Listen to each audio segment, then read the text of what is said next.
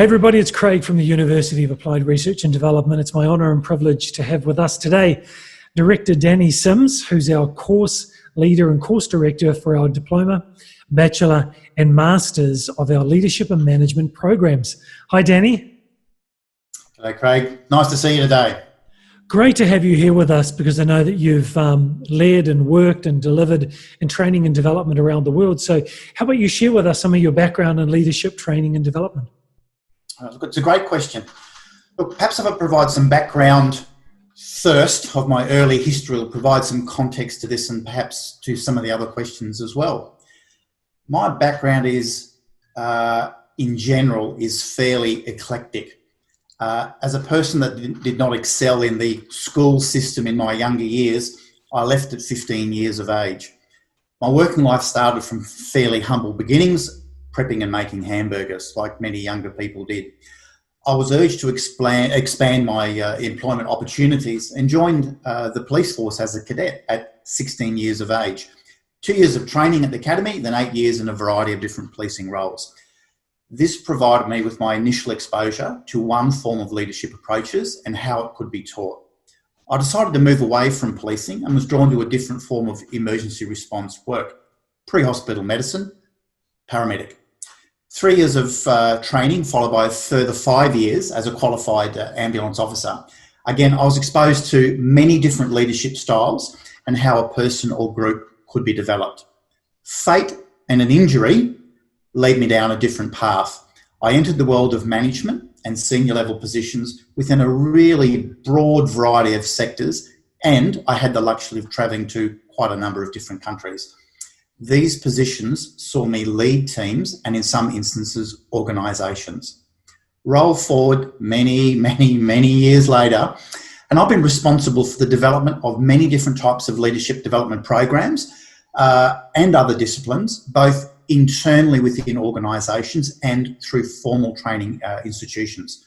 From one-day workshops, senior executive coaching, and to the current diploma to master's degree in leadership and management. My work history and life journey have exposed me to many leadership opportunities across many industry sectors. Group this with nearly 30 years of instructional design experience, and I believe I hold significant credibility as a hands-on leadership practitioner and the holder of a rather unique set of skills and knowledge as the creator of the Leadership and Management Qualifications framework.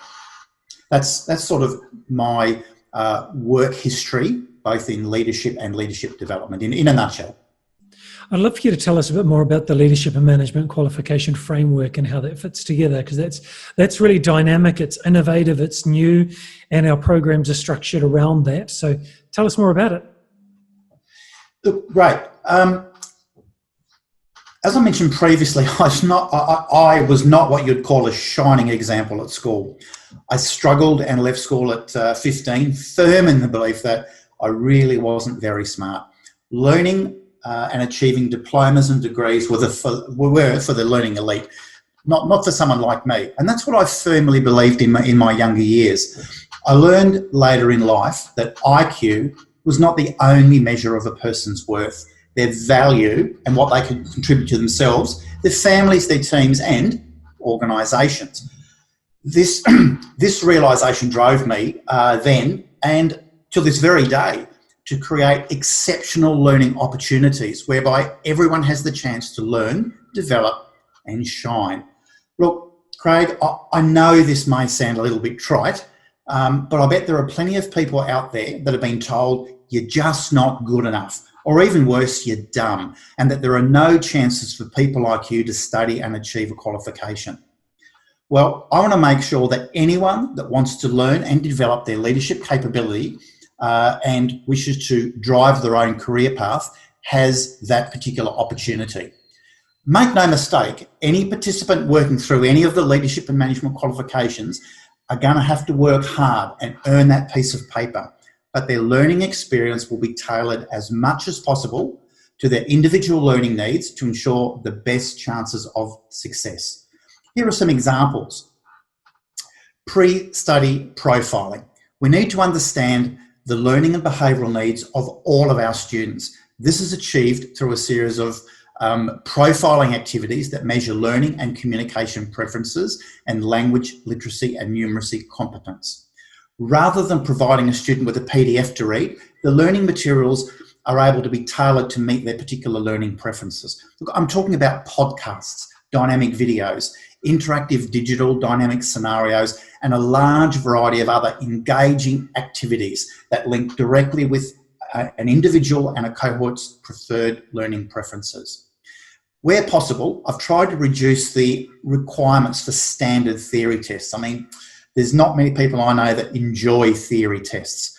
In class, live or virtual assessment can be undertaken through an innovative learning and assessment model, the competency gate learning model, that leverages responseware technologies to dynamically capture and measure current competence and behaviour in real time throughout the training and the learning events. Now, the beauty of this assessment model is it allows participants to answer questions anonymously without fear of embarrassment if answering incorrectly. It takes, look, whether it's through virtual training or live, no one likes to be put on the spot. So by leveraging this assessment approach, not only does it meet all of the assessment requirements, it also takes a lot of the fear away from the students that I don't want to be put on the spot. Very, very important. It means they can focus on learning.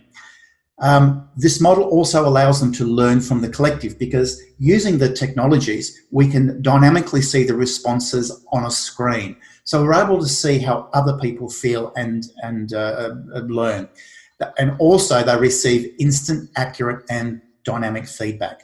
This approach is far less intimidating for participants, as they can answer using technology and self-evaluate their own responses. This really helps to build learning accountability. The content of the program is relevant to all organisations, and again, is able to be tailored to meet the specific needs of individuals and industry sectors. Whether you're from an emergency response background, whether you're from a finance background, a health background, we're able to very much tailor it on the fly to make sure that it matches the individual and the organisations. One of the main points of differentiation, specifically at degree and master's level, is participants will have the opportunity to have their existing skills and knowledge recognised to significantly accelerate their learning and to help them achieve their desired qualification. Lastly, Craig, I want to talk about Education 4.0.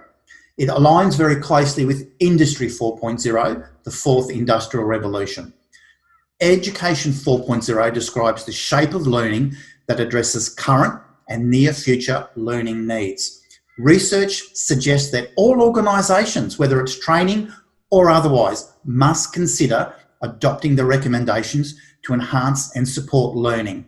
And these include accelerated remote learning, more personalised learning, education tools, project-based learning activities, and developing data analysis and digital literacy.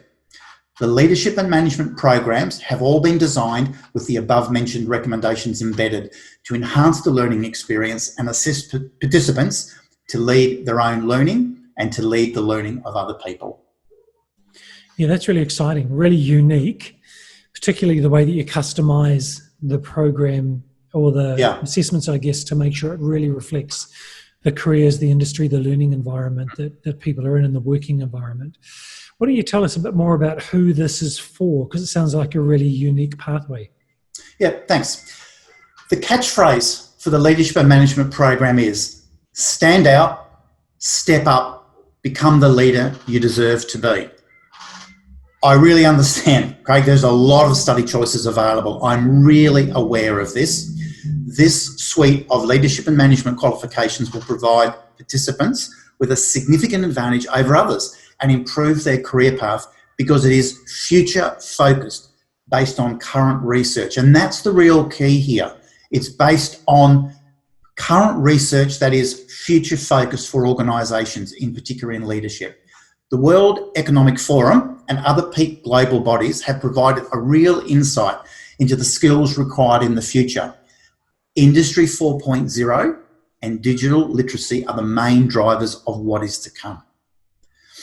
Industry 4.0 brings new and yet to be discovered challenges for persons in leadership roles.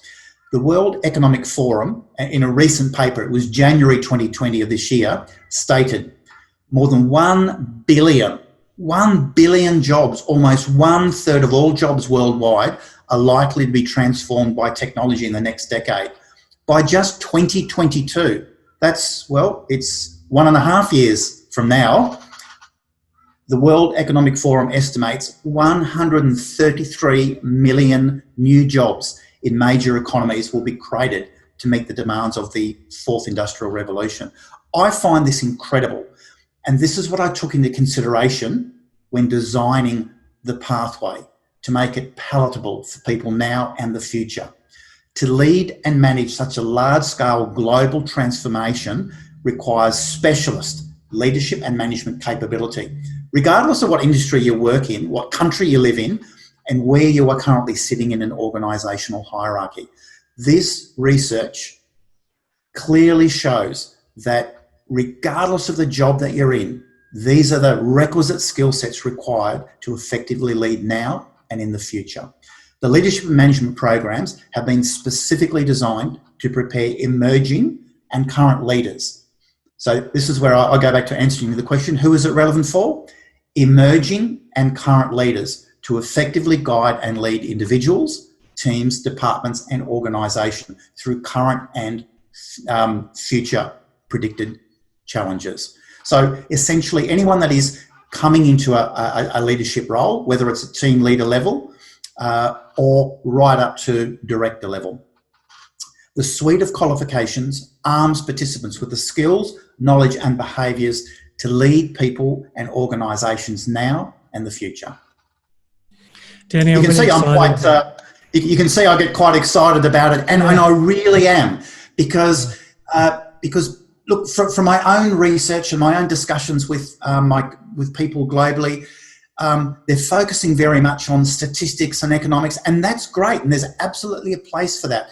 But from a leadership perspective, these are the very strong skill sets that are required going forward, and that is absolutely what forms the framework of the diploma to master's degree in leadership and management.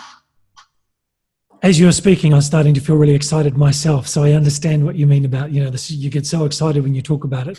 I'm excited to see people enroll in the program. I'm excited to see people work with you and develop their leadership, not only with you, but with the participants in the course as well, to, expand their network and be challenged in their own thinking and develop new strategies. So Danny, thank you so much for what you've done to establish the leadership and management qualification framework. I know it's going to be really successful as we go forward. Excellent. Thanks for taking the time today. Stay well and positive.